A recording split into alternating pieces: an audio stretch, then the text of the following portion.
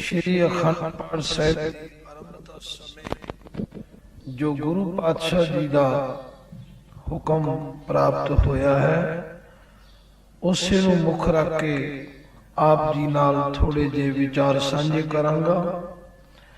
ਸਾਹਿਬਾਂ ਦਾ ਫਰਮਾਨ ਆਇਆ ਹੈ, ਅਬਿਨਾਸੀ ਜੀਵਨ ਕੋ ਦਾਤਾ ਸਿਮਰਤ ਸਭ ਮਲ ਖੋਈ। ਗੁਣ ਨਿਧਾਨ ਭਗਤਨ ਕੋ ਬਰਤਨ ਬਿਰਲਾ ਪਾਵੇ ਕੋਈ।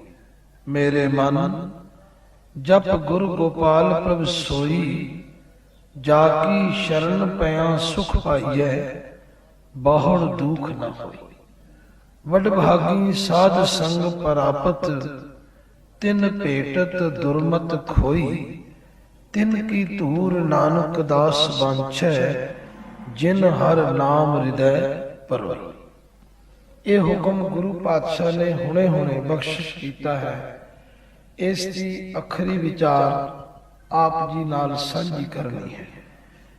ਵਿਚਾਰ ਕਰਨ ਦਾ ਜੋ ਪ੍ਰਮਾਣਿਕ ਤਰੀਕਾ ਹੈ ਉਹ ਹੈ ਸ਼ਬਦ ਦੀ ਰਹਾਉ ਦੀ ਪੰਕਤੀ ਨੂੰ ਪਹਿਲੇ ਮੁੱਖ ਰੱਖ ਕੇ ਤੁਰਨਾ।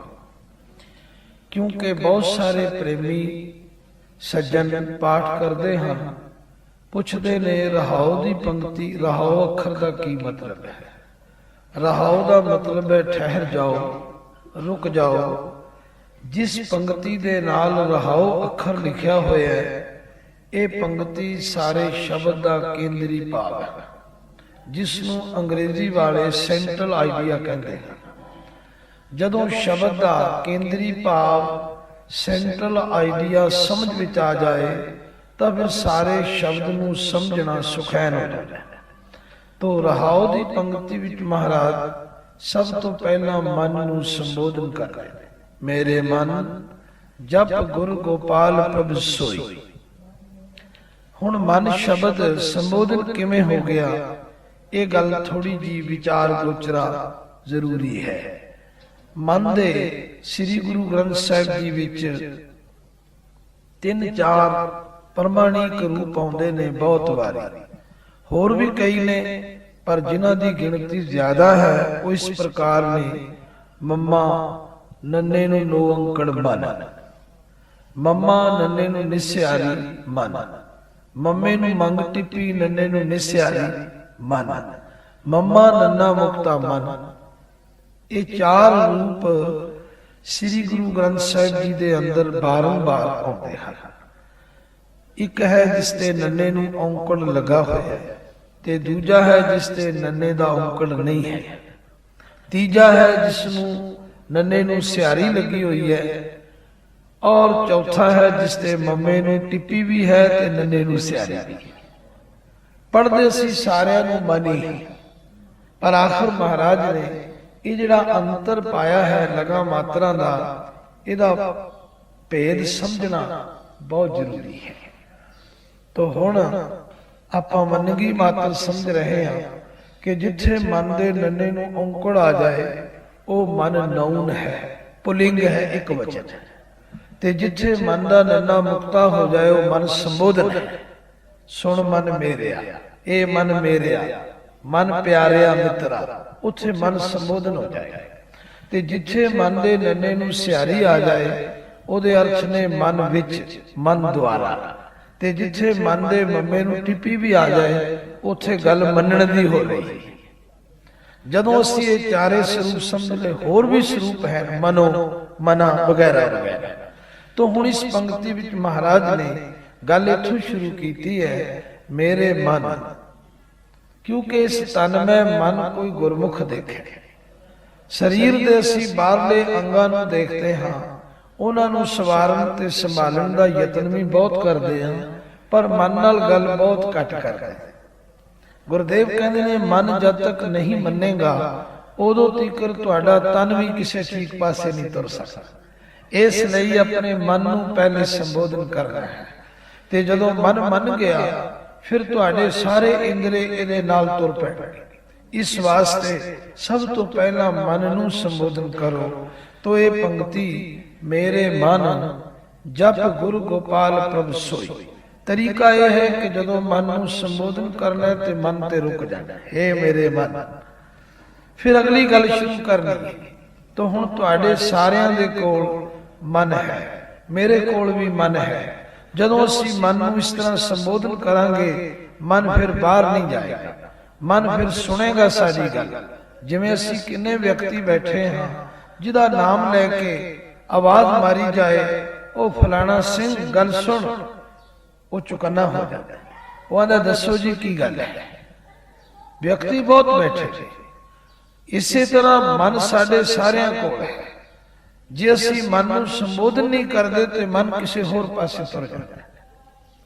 ਬਾਣੀ ਦੀ ਵਿਚਾਰ ਦਾ ਤਰੀਕਾ ਵੀ ਇਹੋ ਹੈ।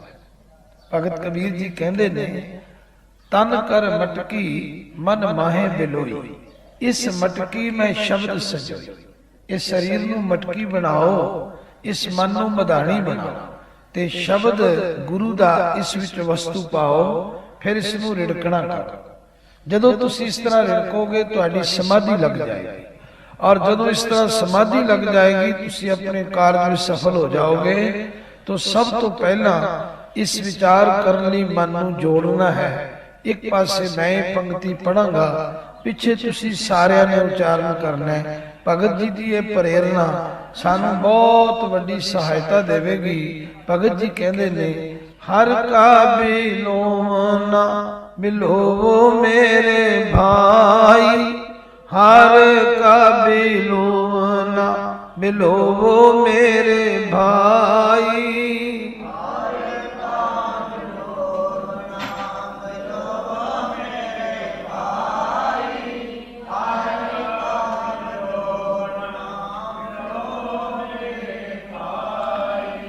ਬਿਲੋਵਨਾ ਹਿੰਦੀ ਦਾ ਸ਼ਬਦ ਹੈ, ਆਪਾਂ ਰਿੜਕਣਾ ਕਹਿ ਦਿੰਦੇ ਹਾਂ। ਭਗਤ ਜੀ ਬਨਾਰਸ ਤੇ ਜੰਮਪਲ ਨੇ, ਉੱਥੇ ਹਿੰਦੀ ਬੋਲੀ ਜਾਂਦੀ ਹੈ। ਆਂਦੇ ਨੇ, ਹੇ ਭਾਈ ਹਰੀ ਦਾ ਰਿੜਕਣਾ ਰਿੜਕੋ। ਇਸ ਲਈ ਮਨੁੱਖਾ ਜਨਮ ਮਿਲਿਆ, ਪਰ ਰਿੜਕਣ ਦੇ ਸਮੇਂ ਗੱਲ ਧਿਆਨ ਵਿੱਚ ਰੱਖਣੀ, ਸਹਿਜ ਬਿਲੋ ਜੈਸੇ ਤਤ ਨਾ ਜਾਈ, ਸਹਿਜ ਬਿਲੋ ਜੈਸੇ ਤਤ ਨਾ ਜਾਈ,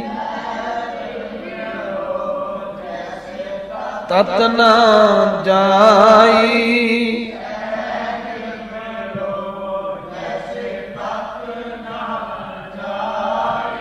ਆਂਦੇ ਨੇ ਰਿੜਕਣਾ ਸਹਿਜ ਨਾ ਰਿੜਕੋ, ਜਿਹਦੇ ਨਾਲ ਤਤ ਵਸਤੂ ਗਵਾਚ ਨਾ ਜਾਏ। ਕਿਉਂਕਿ ਜੇ ਕਿਸੇ ਮੇਰੀ ਮਾਤਾ ਭੈਣ ਨੂੰ ਪੁੱਛਿਆ ਜਾਏ, ਕਿਉਂ ਮਾਂ ਜੀ ਤੁਸੀਂ ਰਿੜਕਦੇ ਕਿਉਂ ਹੋ, ਆਖਣਗੇ ਇਸ ਲਈ ਰਿੜਕਦੇ ਹਾਂ ਕਿ ਇਹਦੇ ਵਿੱਚੋਂ ਮੱਖਣ ਦੀ ਪ੍ਰਾਪਤੀ ਹੋਵੇ, ਔਰ ਇਹ ਮੱਖਣ ਮੇਰੇ ਪਰਿਵਾਰ ਦੇ ਕਮਾਊ ਬੰਦੇ ਖਾਣਗੇ, ਉਹਨਾਂ ਨੂੰ ਤਾਕਤ ਮਿਲੇ। ਅਸੀਂ ਸ਼ਬਦ ਦੇ ਵਿਚਾਰ ਕਿਉਂ ਕਰਨੀ ਹੈ? ਸ਼ਬਦ ਦੀ ਵਿਚਾਰ ਇਸ ਲਈ ਕਰਨੀ ਹੈ ਕਿ ਇਸ ਵਿੱਚੋਂ ਗਿਆਨ ਰੂਪੀ ਮੱਖਣ ਮਿਲੇਗਾ। ਗਿਆਨ ਅਗਿਆਨ ਦਾ ਨਾਸ਼ ਕਰਦਾ ਹੈ। ਅਗਿਆਨ ਹੀ ਐਸਾ ਹੈ ਜੋ ਸਾਡੇ ਕੋਲੋਂ ਗਲਤ ਕੰਮ ਕਰਾਉਂਦਾ ਹੈ, ਜੋ ਸਾਨੂੰ ਭੈੜੇ ਪਾਸੇ ਲਿਜਾਂਦਾ ਹੈ, ਜਿਸ ਅੰਧੇਰੇ ਦੇ ਕਾਰਨ ਅਸੀਂ ਸਮਝ ਨਹੀਂ ਸਕਦੇ ਕਿ ਕੀ ਕਰਨਾ ਤੇ ਕੀ ਨਹੀਂ ਕਰਨਾ। ਪਰ ਜਦੋਂ ਗਿਆਨ ਮਿਲ ਜਾਏਗਾ, ਫਿਰ ਸਾਨੂੰ ਚਾਨਣ ਹੋ ਜਾਏਗਾ। ਰੋਜ਼ ਪੜ੍ਹੀ ਜਾਂਦੇ ਹਾਂ, ਗਿਆਨ ਅੰਜਨ ਗੁਰ ਦੀਆ, ਅਗਿਆਨ ਅੰਧੇਰ ਵਿਨਾਸ਼, ਹਰ ਕਿਰਪਾ ਤੇ ਸੰਤ ਭੇਟਿਆ, ਨਾਨਕ ਮਨ ਪ੍ਰਗਾਸ। ਜਦੋਂ ਪ੍ਰਗਾਸ਼ ਹੋ ਜਾਂਦਾ ਹੈ, ਜਦੋਂ ਚਾਨਣ ਹੋ ਜਾਂਦਾ ਹੈ, ਉਦੋਂ ਮਨੁੱਖ ਨੂੰ ਰਸਤਾ ਸਾਫ਼ ਨਜ਼ਰ ਆਉਂਦਾ ਹੈ ਔਰ ਮਨੁੱਖ ਗਲਤ ਪਾਸੇ ਜਾਣ ਤੋਂ ਬਚ ਜਾਂਦਾ ਹੈ। ਆਸੀ ਗਲੀਆਂ ਬਾਜ਼ਾਰਾਂ ਵਿੱਚ ਕਿਉਂ ਲਾਈਟ ਲਾਈ ਹੋਈ ਹੈ, ਜਿਹਨੂੰ ਸਟਰੀਟ ਲਾਈਟ ਕਹਿੰਦੇ ਨੇ? ਉਹਦਾ ਮਤਲਬ ਕੀ ਹੈ? ਬਈ ਕਿਸੇ ਨੂੰ ਠੋਕਰ ਨਾ ਲੱਗੇ, ਕੋਈ ਕਿਸੇ ਟੋਏ ਵਿੱਚ ਡਿੱਗ ਨਾ ਪਵੇ।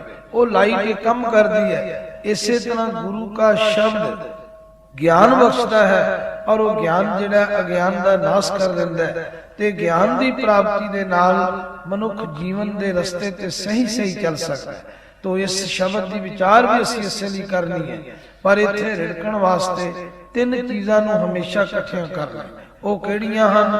ਤਨ ਕਰ ਮਟਕੀ ਮਨ ਮਾਹੇ ਬਿਲੋਈ, ਤਨ ਕਰ ਮਟਕੀ ਮਨ ਮਾਹੇ ਬਿਲੋਈ, ਮਨ ਮਾਹੇ ਤਨ ਕਰ ਮਟਕੀ ਹੈ ਇਸ ਮਟਕੀ ਮੈਂ ਸ਼ਬਦ ਸੰਜੋਈ, ਇਸ ਮਟਕੀ ਮੈਂ ਸ਼ਬਦ ਸੰਜੋਈ।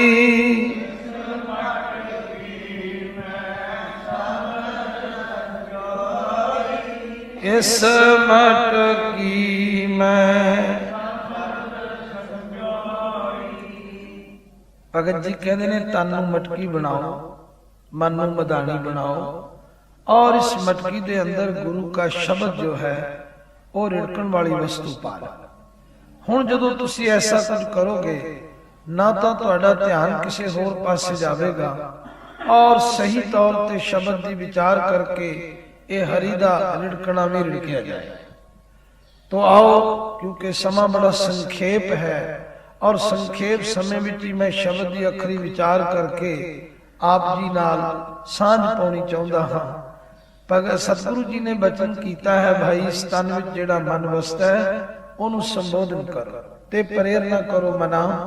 ਹੋਰ ਵੀ ਤੇ ਕੰਮ ਸਵੇਰ ਤੋਂ ਸ਼ਾਮ ਤੱਕ ਬੜੇ ਕਰਦਾ ਹੈ, ਦੌੜਦਾ ਹੈ, ਭੱਜਦਾ ਹੈ, ਥੱਕਦਾ ਨਹੀਂ, ਅਨੇ ਮੈਂ ਉਧਰ ਜਾਣਾ ਉਧਰ ਜਾਣਾ, ਪਰ ਜਿਸ ਕੰਮ ਕਰਨ ਲਈ ਮਨੁੱਖਾ ਦੇਹੀ ਮਿਲੀ ਹੈ ਉਹ ਕੰਮ ਵੀ ਤੇ ਕਰਿਆ ਕਰ। ਉਹ ਮਨ ਪੁੱਛਦਾ ਜੀ ਉਹ ਕਿਹੜਾ ਕੰਮ ਹੈ? ਮੈਂ ਤੇ ਸਮਝ ਲਿਆ ਖਾ ਲੈਣਾ ਹੀ ਕੰਮ ਹੈ, ਸੌਂ ਲੈਣਾ ਹੀ ਕੰਮ ਹੈ, ਚੰਗੇ ਕੱਪੜੇ ਪਾ ਲੈਣਾ ਹੀ ਕੰਮ ਹੈ, ਉਹ ਕਿਹੜਾ ਕੰਮ ਹੈ? पातशाह फिर संबोधन करके समझाते ने, मेरे मन जप गुरु गोपाल प्रभ सोई। जप दे पप्पे नूं सियारी है, जिहदा मतलब जपना कर। किसनूं जपना कर? उस गुरु गोपाल जो सब तो वड्डा है, जो सारियां इंद्रियां दी पालना करन वाला है, सत्या बख्शण वाला है, जो इस धरती नूं पालण वाला है, जिस दे आसरे ये धरती खड़ी है, जिहड़ा गऊआं नूं पालण वाला है, ये उहदे सिफाती नाम ने। कहंदे ने उस अकाल पुरख परमात्मा नूं जपिया कर। मेरे मन जप गुर गोपाल प्रभ सोई, जाकी शरण पया सुख पाई है। जिस दी शरण विच पैण दे नाल सुख दी प्राप्ति होती, क्योंकि वो समर्थ है, वो वड्डा है, वो सारियां शक्तियां दा मालक है। वो ऐसा कुछ भी कर सकता है जो सोच भी नहीं सकता। खिन में राव रंग को करे, राव रंग कर डाले, रीते भरे भरे सखनावे, यह ताको व्यवहार। वो इतना समर्थ है कि जल ते थल कर, थल ते कुआं, कूप ते मेर करावे, धरती ते आकाश चढ़ावे, चढ़े आकाश गिरावे। ऐसा वाहिगुरु जेड़ा तेरी उत्थे भी सहायता कर सकदा जिथे कोई भी नहीं कर सकता। रोज पढ़दे हां, तिथे तू समर्थ, जिथे कोई नहीं, उत्थे तेरी रख अग्नि उधर बाही। हे वाहिगुरु तू उत्थे भी समर्थ है साडी सहायता करन लई जिथे कोई भी नहीं कर सकता। क्यों जी, माता दे गर्भ विच कौन सहायता कर सकता है? किसी दी समर्था उत्थे बच्चे दी कौन सहायता कर सकता है? ताई गुरु अमरदास जी वचन करदे ने, माता के उदर में प्रतिपाल करे सो क्यों मनो विसारी। मनो क्यों विसारी है ए वरदाता, जे अगन में आहार पहुंचा। हे प्राणी तू क्यों नहीं समझदा? जेड़ा वाहिगुरु तेरी राखी तेरी सहायता उत्थे भी करदा है जिथे कोई तेरी सहायता नहीं कर सकता। प्रतिपाल माता उधर राखै, लगन दे तना सेक, सोई स्वामी इहां राखै, बूझ बुद्ध विवेक। मेरे मन नाम की कर टेक, तिसे बूझ जिन तू किया, प्रभ करण कारण एक। शब्द का केंद्री भाव एहो है, मेरे मन जप गुर गोपाल प्रभ सोई। मेरे मन जप गुर गोपाल प्रभ सोई। मेरे मन गुर गोपाल प्रभ सोई। मेरे मन जप गुर गोपाल। मन पुछदा मैं क्यों सिमरा उसनूं, मन नूं चाहीदा सुख। किसी नूं पुछ के वेखो कोई दुख नहीं चाहता। बाणी च लिखिया सुखों लोड़े सब, दुख ना मांगे कोई। ਪਰ ਜਿਹੜਾ ਸੁੱਖਾਂ ਦਾ ਨਿਧਾਨ ਹੈ, ਜਿਹੜਾ ਸੁੱਖਾਂ ਦਾ ਖਜ਼ਾਨਾ ਹੈ, ਜੇ ਉਹਦੇ ਨਾਲ ਨਹੀਂ ਜੁੜਾਂਗੇ ਤੇ ਸੁੱਖ ਕਿੱਥੋਂ ਮਿਲਣਗੇ? ਤੁਸੀਂ ਆਖੋਗੇ ਕਿ ਇਹਨਾਂ ਪਦਾਰਥਾਂ ਵਿੱਚ ਸੁੱਖ ਨਹੀਂ ਸਾਧ ਸੰਗਤ ਜੀ, ਸੁੱਖ ਤੇ ਹੈ, ਪਰ ਕਿਉਂਕਿ ਪਦਾਰਥ ਥੋੜੀ ਦੇਰ ਵਾਸਤੇ ਨੇ, ਇਸ ਲਈ ਉਹਨਾਂ ਵਿੱਚੋਂ ਪ੍ਰਾਪਤ ਹੋਣ ਵਾਲੇ ਸੁੱਖ ਵੀ ਥੋੜੀ ਦੇਰ ਵਾਸਤੇ। ਦੇਖ ਲਓ ਤਜਰਬਾ ਕਰਕੇ, ਜਿਤਨੇ ਵੀ ਪਦਾਰਥ ਨੇ ਉਹਨਾਂ ਦੇ ਸੁੱਖ ਥੋੜੀ ਦੇਰ ਵਾਸਤੇ। ਇਸੇ ਲਈ ਮਹਾਂਪੁਰਸ਼ਾਂ ਨੇ ਉਹ ਸੁੱਖ ਨੂੰ ਛਿਨ ਭੰਗਰ ਸੁੱਖ ਕਿਹਾ ਹੈ। ਛਿਨ ਭੰਗਰ ਦਾ ਮਤਲਬ ਜਿਹੜਾ ਅੱਖ ਫਰਕਣ ਵਿੱਚ ਹੀ ਨਾਸ ਹੋ ਜਾਏ। ਜਦੋਂ ਹੀ ਕੋਈ ਪਦਾਰਥ ਨਾਸ ਹੋਵੇਗਾ ਉਹਦਾ ਸੁੱਖ ਵੀ ਨਾਸ ਹੋ ਜਾਏਗਾ। ਜਦੋਂ ਕੋਈ ਚੀਜ਼, ਕੋਈ ਰਿਸ਼ਤਾ, ਕੋਈ ਸੰਬੰਧ ਟੁੱਟ ਜਾਏਗਾ ਉਹਦਾ ਸੁੱਖ ਵੀ ਨਾਸ ਹੋ ਜਾਏਗਾ। ਇਸ ਵਾਸਤੇ ਗੁਰਦੇਵ ਸਾਨੂੰ ਮੱਤ ਦਿੰਦੇ ਨੇ, ਜੇ ਸਦਾ ਸੁਖ ਲੈਣਾ ਚਾਹੁੰਦੇ ਹੋ, ਸੁਖ ਨਾਹੀ ਰੇ ਹਰ ਭਗਤ ਬਿਨਾ, ਸੁਖ ਨਾਹੀ ਰੇ ਹਰ ਭਗਤ ਬਿਨਾ।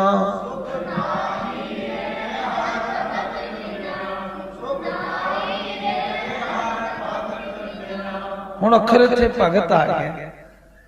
ਇਹ ਭਗਤ ਤੱਤੇ ਨੂੰ ਸਿਆਰੀ ਨਾਲ ਹੈ। ਜੇ ਨਾ ਦੱਸਿਆ ਜਾਏ ਤੁਹਾਨੂੰ ਕੋਈ ਪਤਾ ਨਹੀਂ। ਮੈਂ ਜਾਣਦਾ ਹਾਂ ਆਮ ਸੰਗਤਾਂ ਵਿਚਾਰ ਨਹੀਂ ਕਰਦੀਆਂ। ਭਗਤ ਤੱਤੇ ਨੂੰ ਔਂਕੜ ਵਾਲਾ ਵੀ ਆਉਂਦਾ ਹੈ, ਭਗਤ ਤੱਤਾ ਮੁਕਤਾ ਵੀ ਆਉਂਦਾ ਹੈ, ਭਗਤ ਤੱਤੇ ਨੂੰ ਸਿਆਰੀ ਵਾਲਾ ਵੀ ਆਉਂਦਾ। ਪੜ੍ਹਦੇ ਅਸੀਂ ਤਿੰਨਾਂ ਨੂੰ ਭਗਤ, ਪਰ ਮਹਾਰਾਜ ਨੇ ਜਦੋਂ ਇੱਕ ਨੂੰ ਔਂਕੜ ਲਾਇਆ, ਦੂਜੇ ਨੂੰ ਨਹੀਂ ਲਾਇਆ ਤੇ ਤੀਜੇ ਨੂੰ ਸਿਆਰੀ ਲਾਈ, ਇਹਦਾ ਫਰਕ ਕੀ ਹੈ? ਜਿਹੜੇ ਭਗਤ ਦੇ ਤੱਤੇ ਨੂੰ ਔਂਕੜ ਹੈ ਜੀ, ਉਹ ਇੱਕ ਵਚਨ ਸਿੰਗੂਲਰ, ਇੱਕ ਭਗਤ ਵਾਸਤੇ, ਤੇ ਜਿਹੜਾ ਭਗਤ ਦਾ ਤੱਤਾ ਮੁਕਤਾ ਹੈ ਉਹ ਪਲੂਰਲ, ਬਹੁ ਵਚਨ, ਬਹੁਤੇ ਭਗਤਾਂ ਵਾਸਤੇ। ਜਿਹੜੇ ਭਗਤ ਦੇ ਤੱਤੇ ਨੂੰ ਸਿਆਰੀ ਹੈ ਉਹ ਭਗਤੀ ਵਾਸਤੇ। ਇਹ ਤਿੰਨੇ ਵੱਖਰੇ ਵੱਖਰੇ ਸਰੂਪ ਹਜ਼ਾਰਾਂ ਵਾਰੀ ਗੁਰੂ ਗ੍ਰੰਥ ਸਾਹਿਬ ਵਿੱਚ ਆਉਂਦੇ ਨੇ। ਜਦੋਂ ਤੁਸੀਂ ਪਾਠ ਇਸ ਤਰ੍ਹਾਂ ਵਿਚਾਰ ਕੇ ਕਰੋਗੇ ਤੁਹਾਨੂੰ ਮਹਿਸੂਸ ਹੋਵੇਗਾ ਵੀ ਇਹ ਗੱਲ ਹੀ ਵੱਖਰੀ ਬਣ ਗਈ। ਤੋ ਇੱਥੇ ਭਗਤ ਦੇ ਤੱਤੇ ਨੂੰ ਸਿਆਰੀ ਹੈ, ਜਿਹਦਾ ਮਤਲਬ ਹੈ ਭਗਤੀ। ਗੁਰਦੇਵ ਕਹਿ ਰਹੇ ਨੇ, ਸੁਖ ਨਾਹੀ ਰੇ ਹਰ ਭਗਤ ਬਿਨਾ, ਸੁਖ ਨਾਹੀ ਰੇ ਹਰ ਭਗਤ ਬਿਨਾ।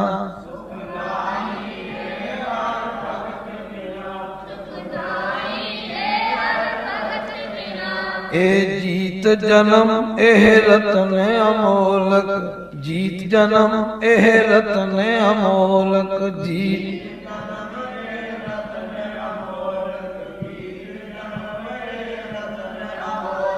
ਇਹ ਸਾਧ ਸੰਗਤ ਜਪ ਇੱਕ ਖਿਨਾ, ਸਾਧ ਸੰਗਤ ਜਪ ਇੱਕ ਖਿਨਾ, ਸਾਧ ਸੰਗਤ ਜਪ ਇੱਕ ਖਿਨਾ, ਸਾਧ ਸੰਗਤ ਜਪ ਇੱਕ ਖਿਨਾ। ਇਸ ਲਈ ਮਨ ਨੂੰ ਸਮਝਾਉਣਾ, ਮੇਰੇ ਮਨ ਜਪ ਗੁਰ ਗੋਪਾਲ ਪ੍ਰਭ ਸੋਈ, ਜਾ ਕੀ ਸ਼ਰਨ ਪਿਆ ਸੁਖ ਪਾਈਐ, ਬਾਹੜ ਦੁਖ ਨਾ ਹੋਈ। ਬਾਹੜ ਦਾ ਮਤਲਬ ਹੈ ਦੁਬਾਰਾ, ਫਿਰ ਕਦੇ ਤੈਨੂੰ ਦੁੱਖ ਹੀ ਨਹੀਂ ਹੋਵੇਗਾ। ਕਿਤਨੀ ਵੱਡੀ ਬਾਤ ਹੈ। ਇਸ ਤਰ੍ਹਾਂ ਦੀ ਗਰੰਟੀ ਕੋਈ ਦੇ ਸਕਦਾ ਹੈ? ਇਹ ਮੇਰੇ ਸਤਿਗੁਰੂ ਹੀ ਗਰੰਟੀ ਦਿੰਦੇ ਨੇ, ਜੇ ਤੂੰ ਐਸੇ ਵਾਹਿਗੁਰੂ ਨਾਲ ਜੁੜ ਜਾਏਗਾ ਤੈਨੂੰ ਕਦੇ ਦੁੱਖ ਨਹੀਂ ਹੋਵੇਗਾ। ਤੁਸੀਂ ਆਖੋਗੇ ਕਿਉਂ ਜੀ, ਵਾਹਿਗੁਰੂ ਕੀ ਕਰੇ? ਧਿਆਨ ਦੇਣਾ, ਗੱਲ ਸਮਝਣ ਵਾਲੀ। ਮੈਂ ਪਹਿਲਾਂ ਬੇਨਤੀ ਕੀਤੀ ਹੈ, ਪਦਾਰਥ ਮੁੱਕ ਜਾਂਦੇ ਨੇ, ਖਤਮ ਹੋ ਜਾਂਦੇ ਨੇ, ਰਿਸ਼ਤੇ ਟੁੱਟ ਜਾਂਦੇ ਨੇ, ਮਰ ਜਾਂਦੇ ਨੇ, ਦੁੱਖ ਹੋ ਜਾਂਦਾ। ਪਰ ਵਾਹਿਗੁਰੂ ਐਸਾ ਹੈ, ਨਾ ਮਰੇ ਨਾ ਹੋਵੇ ਸੋਗ, ਦੇਂਦਾ ਰਹੇ ਨਾ ਚੁੱਕੈ ਭੋਗ, ਗੁਣ ਇਹੋ ਹੋਰ ਨਹੀਂ ਕੋਏ, ਨਾ ਕੋ ਹੋਆ ਨਾ ਕੋ ਹੋਏ। ਵਾਹਿਗੁਰੂ ਹੀ ਐਸਾ ਹੈ ਜਿਸਨੇ ਕਦੇ ਮਰਨਾ ਨਹੀਂ ਹੈ, ਜਿਸਨੂੰ ਅਬਿਨਾਸੀ ਕਿਹਾ ਜਾਂਦਾ ਹੈ। ਤੇ ਇਸ ਵਾਸਤੇ ਜਦੋਂ ਉਸਨੇ ਮਰਨਾ ਨਹੀਂ ਤੇ ਫਿਰ ਕਦੇ ਸੋਗ ਵੀ ਨਹੀਂ ਹੋਣਾ, ਉਹਦਾ ਦਾਨ ਵੀ ਕਦੇ ਨਹੀਂ ਨਿਖੁੱਟਣਾ ਤੇ ਮੁੱਕਣਾ। ਇਸ ਵਾਸਤੇ ਗੁਰਦੇਵ ਕਹਿੰਦੇ ਨੇ, ਜੇ ਸਦੀ ਵੀ ਸੁਖ ਚਾਹੀਦਾ ਹੈ ਤੇ ਖੋਜਤ ਖੋਜਤ ਤਤ ਵਿਚਾਰਿਓ, ਦਾਸ ਗੋਬਿੰਦ ਪਰਾਇਣ, ਅਬਿਨਾਸੀ ਖੇਮ ਚਾਹੇ ਜੇ ਨਾਨਕ, ਸਦਾ ਸਿਮਰ ਨਾਰਾਇਣ। ਅਬਿਨਾਸੀ ਖੇਮ, ਉਹ ਸੁਖ ਜਿਹੜਾ ਕਦੇ ਨਾਸ ਨਾ ਹੋਵੇ। ਇਸ ਲਈ ਗੁਰਦੇਵ ਮਤ ਦੇ ਰਹੇ ਨੇ, ਆਪਣੇ ਆਪਣੇ ਮਨ ਨੂੰ ਤਿਆਰ ਕਰੋ, ਆਪਣੇ ਆਪਣੇ ਮਨ ਨੂੰ ਪ੍ਰੇਰਨਾ ਦਿਓ, ਆਪਣੇ ਆਪਣੇ ਮਨ ਨੂੰ ਸਮਝਾਓ ਕਿ ਮੇਰੇ ਮਨ ਜਪ ਗੁਰ ਗੋਪਾਲ ਪ੍ਰਭ ਸੋਈ, ਮੇਰੇ ਮਨ ਜਪ ਗੁਰ ਗੋਪਾਲ ਪ੍ਰਭ ਸੋਈ।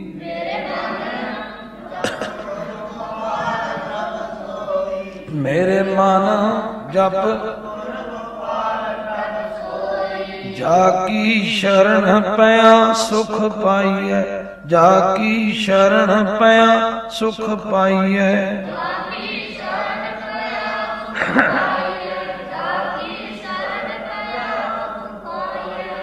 ਹੁਣ ਸਾਡੀ ਜਿਹੜੀ ਇਹ ਵਿਦਿਆਰਥੀਆਂ ਦੀ ਫੌਜ ਹੈ ਬਹੁਤ ਤਕੜੀ ਹੈ, ਪਰ ਬਸ਼ਰਤੇ ਇਹਨਾਂ ਦਾ ਧਿਆਨ ਇੱਕ ਪਾਸੇ ਹੋਵੇ। ਇਹਨਾਂ ਦੀ ਬਿਰਤੀ ਚੰਚਲ ਬੜੀ ਹੈ, ਇੱਕ ਵਾਰੀ ਬੜੇ ਉਤਸ਼ਾਹ ਨਾਲ ਬੋਲਦੇ ਨੇ, ਦੂਜੀ ਵਾਰੀ ਫਿਰ ਢਿੱਲੇ ਪੈ ਜਾਂਦੇ। ਕਿਉਂ? ਧਿਆਨ ਉਖੜ ਜਾਂਦਾ। ਜੇ ਆਪਣਾ ਮਨ ਇਕਾਗਰ ਕਰ ਲੈਣ ਜਿਵੇਂ ਇਹਨਾਂ ਨੂੰ ਸਮਝਾਇਆ, ਤੇ ਇੱਕੋ ਹੀ ਸ਼ਬਦ ਨਾਲ ਇਹਨਾਂ ਦੇ ਜੀਵਨ ਵਿੱਚ ਤੇ ਜ਼ਰੂਰੀ ਤਬਦੀਲੀ ਆ ਸਕਦੀ। ਅਸੀਂ ਵੀ ਤਬਦੀਲੀ ਕਰ ਸਕਦੇ ਹਾਂ, ਕਿਉਂਕਿ ਗੁਰੂ ਦਾ ਸ਼ਬਦ ਐਸਾ ਹੈ ਜਿਹੜਾ ਸਾਨੂੰ ਅਗਿਆਨਤਾ ਦੇ ਅੰਧੇਰੇ ਵਿੱਚੋਂ ਗਿਆਨ ਵਿੱਚ ਲੈ ਆਉਂਦਾ ਹੈ। ਗੁਰੂ ਦਾ ਸ਼ਬਦ ਐਸਾ ਹੈ ਜਿਹੜਾ ਸਾਡੀ ਬਾਂਹ ਫੜ ਲੈਂਦਾ ਹੈ। ਗੁਰੂ ਦਾ ਸ਼ਬਦ ਐਸਾ ਹੈ ਜਿਹੜਾ ਸਾਨੂੰ ਤੁਰਨਾ ਸਿਖਾਉਂਦਾ ਹੈ। ਜਿਸ ਦਿਨ ਅਸੀਂ ਆਪਣੇ ਮਨ ਨੂੰ ਸੰਬੋਧਨ ਕਰਨ ਲੱਗ ਪਏ, ਜਿਸ ਦਿਨ ਅਸੀਂ ਆਪਣੇ ਮਨ ਨੂੰ ਸਮਝਾ ਲਿਆ ਤੇ ਮਨ ਦੇ ਸਵਾਲਾਂ ਦਾ ਜਵਾਬ ਦੇ ਦਿੱਤਾ, ਤਸੱਲੀ ਬਖਸ਼ ਤੂੰ ਸੁਖ ਚਾਹੁੰਦਾ ਹੈ ਨਾ, ਤਾਂ ਫਿਰ ਵਾਹਿਗੁਰੂ ਦੀ ਸ਼ਰਨ ਵਿੱਚ ਆ। ਗੁਰੂ ਗਰੰਟੀ ਦੇ ਰਹੇ ਨੇ, ਜਾ ਕੀ ਸ਼ਰਨ ਪਿਆ ਸੁਖ ਪਾਈਐ, ਜਾ ਕੀ ਸ਼ਰਨ ਪਿਆ ਸੁਖ ਪਾਈਐ।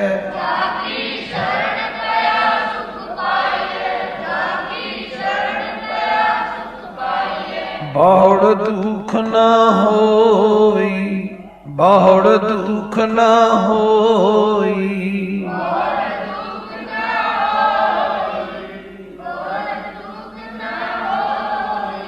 ਹੁਣ ਮਨ ਜਾਣਨਾ ਚਾਹੁੰਦਾ ਹੈ ਕਿ ਉਹ ਵਾਹਿਗੁਰੂ ਹੈ ਕੈਸਾ, ਜਿਹਦੇ ਜਪਣ ਲਈ, ਜਿਹਦੇ ਨਾਲ ਜੁੜਨ ਲਈ ਤੁਸੀਂ ਮੈਨੂੰ ਪ੍ਰੇਰ ਰਹੇ ਹੋ ਸਤਿਗੁਰੂ, ਉਹ ਹੈ ਕੈਸਾ। ਤੇ ਗੁਰੂ ਸਰਬੱਗ ਹੈ, ਉਹ ਐਨ ਤਸੱਲੀ ਕਰਾਉਂਦੇ ਨੇ, ਆਂਦੇ ਨੇ ਆਤਮ ਦੱਸਿਓ ਕੈਸਾ। ਅਬਿਨਾਸੀ, ਸਭ ਤੋਂ ਵੱਡੀ ਗੱਲ ਹੈ ਕਿ ਉਹ ਅਬਿਨਾਸੀ। ਆ ਸਾਡੇ ਸਮਾਜਿਕ ਜੀਵਨ ਵਿੱਚ ਦੇਖਦੇ ਹੋ ਨਾ ਤੁਸੀਂ, ਜਿਸ ਇਸਤਰੀ ਦਾ ਪਤੀ ਤੁਰ ਜਾਏ ਤੇ ਉਸ ਨੂੰ ਸਾਡੇ ਸਮਾਜ ਵਿੱਚ ਕਹਿੰਦੇ ਨੇ ਸਿਰੋਂ ਨੰਗੀ ਹੋ ਗਈ। ਹੋਰ ਵੀ ਸ਼ਬਦ ਸਾਡੇ ਪੰਜਾਬ ਵਿੱਚ ਆਮ ਵਰਤਿਆ ਜਾਂਦਾ ਹੈ, ਰੰਡੀ ਹੋ ਗਈ। ਤੇ ਜਿਹੜੀ ਰੰਡੀ ਹੋ ਜਾਏ ਉਸ ਨੂੰ ਫਿਰ ਸੁਹਾਗਣਾ ਵਾਲੇ ਬਸਤਰ ਪਾਉਣੇ, ਸ਼ਿੰਗਾਰ ਕਰਨੇ ਵਿਵਰਜਿਤ ਹੋ ਜਾਂਦਾ ਹੈ। ਮਤਲਬ ਉਹਨੂੰ ਉਹਦਾ ਜੀ ਨਹੀਂ ਕਰਦਾ ਮੈਂ ਐਸਾ ਕਰਾਂ।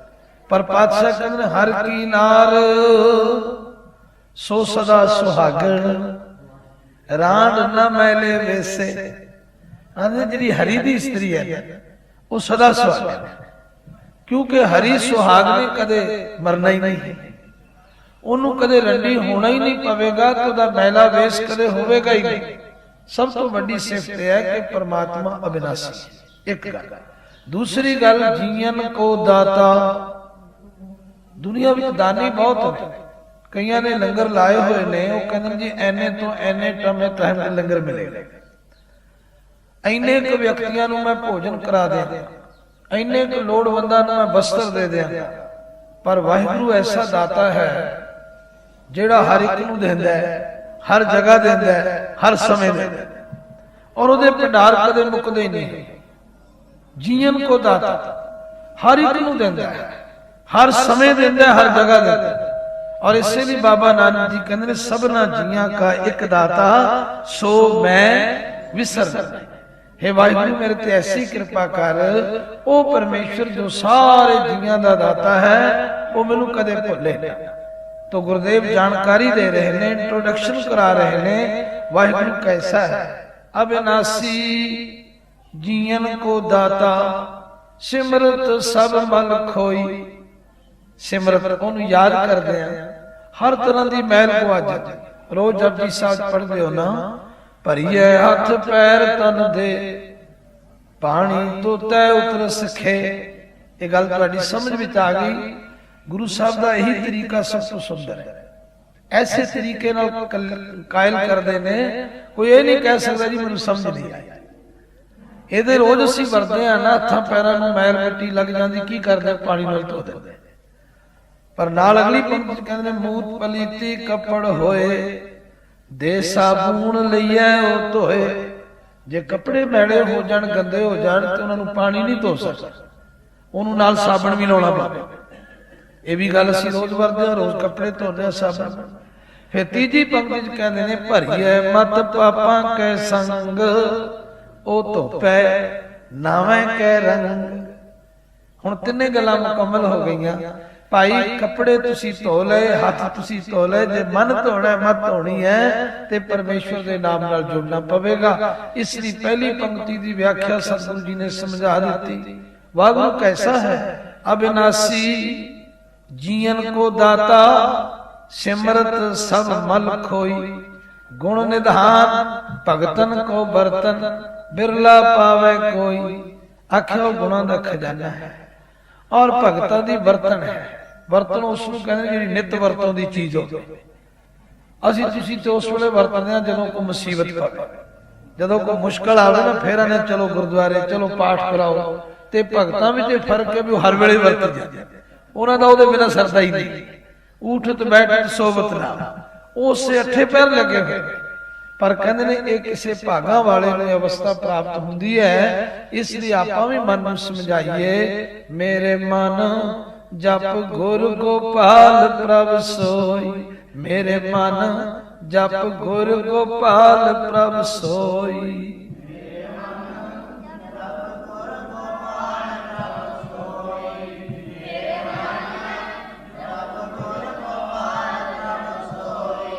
ਜਾ ਕੀ ਸ਼ਰਨ ਪਿਆ ਸੁਖ ਪਾਈਐ, ਜਾ ਕੀ ਸ਼ਰਨ ਪਿਆ ਸੁਖ ਪਾਈਐ। ਜਾ ਕੀ ਸ਼ਰਨ ਪਿਆ ਸੁਖ ਪਾਈਐ, ਜਾ ਕੀ ਸ਼ਰਨ ਪਿਆ ਸੁਖ ਪਾਈਐ। ਬਹੁੜ ਦੁਖ ਨਾ ਹੋਈ, ਬਹੁੜ ਦੁਖ ਨਾ ਹੋਈ।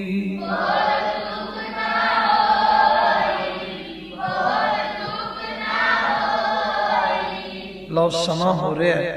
ਅਖੀਰਲੀ ਪੰਕਤੀ ਚ ਮਹਾਰਾਜ ਕਹਿੰਦੇ ਨੇ, ਵੱਡ ਭਾਗੀ ਸਾਧ ਸੰਗ ਪ੍ਰਾਪਤ। ਇਹ ਅੱਖਰ ਵੀ ਦੋ ਵਾਰੀ ਆਉਂਦਾ ਗੁਰੂ ਗ੍ਰੰਥ ਸਾਹਿਬ, ਦੋ ਰੂਪਾਂ ਵਿੱਚ। ਇੱਕ ਆਉਂਦਾ ਵੱਡ ਭਾਗੀ ਤੇ ਇੱਕ ਆਉਂਦਾ ਵੱਡ ਭਾਗੀ। ਤੁਸੀਂ ਆਖੋਗੇ ਇਹਦਾ ਕੀ ਫਰਕ ਹੈ?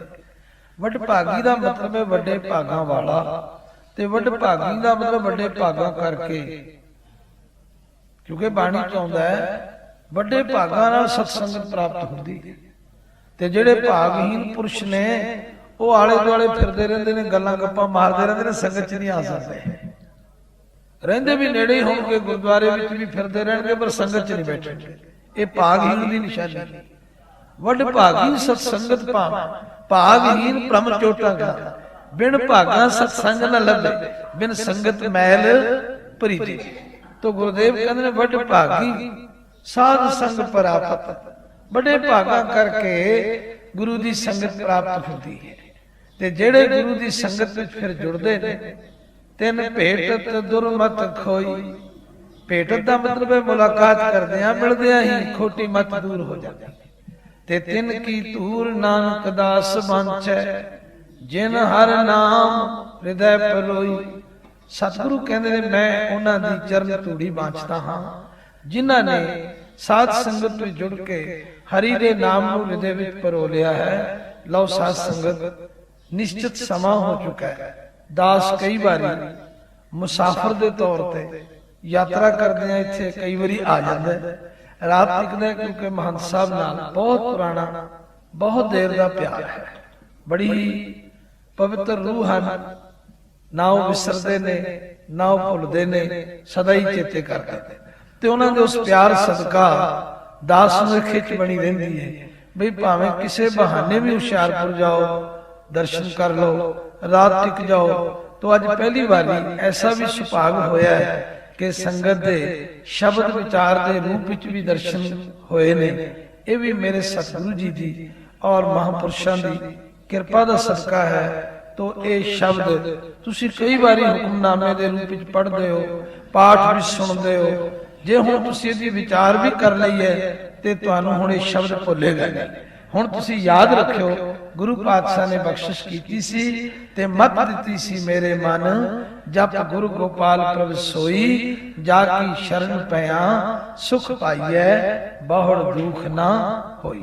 इन्नी सेवा प्रवान करनी जी, भुल्लां चुकां दी खिमा बख्शनी। वाहिगुरू जी का खालसा, वाहिगुरू जी।